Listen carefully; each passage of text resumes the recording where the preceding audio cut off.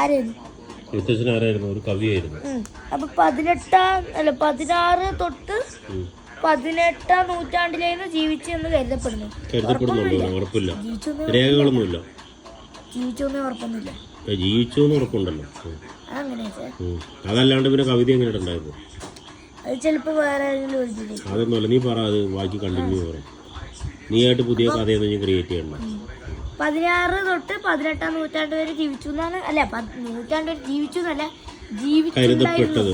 16 ആള് ജീവിച്ചിരുന്നു, പക്ഷെ ഏത് നൂറ്റാണ്ടിലാണ് ജീവിച്ചിരുന്നു എന്നുള്ളതിനുള്ളൊരു ഇല്ല, രേഖകളൊന്നുമില്ല. അപ്പൊ അങ്ങനെയാണ്. പിന്നെ എഴുത്തച്ഛന്റെ ഫുൾ നെയിം അഥവാ നെയിം തുഞ്ചത്ത് രാമാനുജൻ എഴുത്തച്ഛൻ എന്നാണ് ഞാൻ വിളിക്കുന്നത്. പേരതന്നെയാണോ വലിയ ഇല്ല, അതുകൊണ്ടാണ് എഴുത്തച്ഛൻ എന്ന് വിളിക്കുന്നത്. ഓക്കെ, എഴുത്തച്ഛന്റെ മെയിൻ ഫോക്കസ്, അതായത് കൂടുതൽ നോട്ടുന്നത് കൃഷ്ണനെയും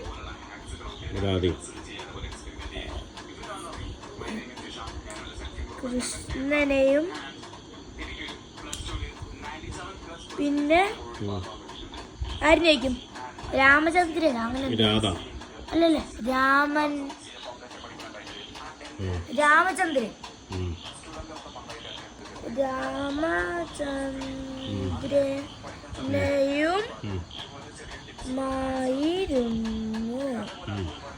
രാമചന്ദ്രനെയായിരുന്നു ഫോക്കസ് ചെയ്യുന്നത് കൂടുതലും.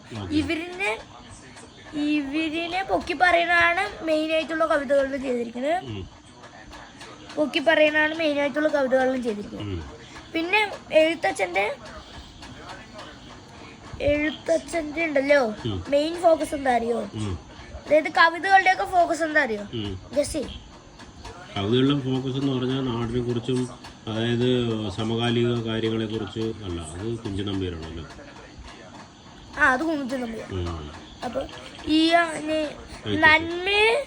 നന്മയെ താത്തുകയും തിന്മയെ മേലോട്ടാക്കുകയും, സോറി തിന്മയെ താത്തുകയും നന്മയെ മേലോട്ടാക്കുകയും അതായിരുന്നു ആളുടെ ഉദ്ദേശം.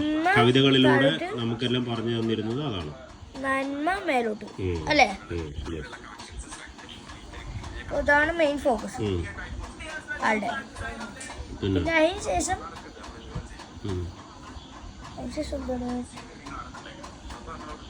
പറയാ, അതിന് ശേഷം എന്താന്ന് ഉറങ്ങണ്ടേ? ആലോചിക്കട്ടെ, ഇനി ഉണ്ടോന്ന് ആലോചിക്കട്ടെ. കിടന്ന് ഉറങ്ങുമോ?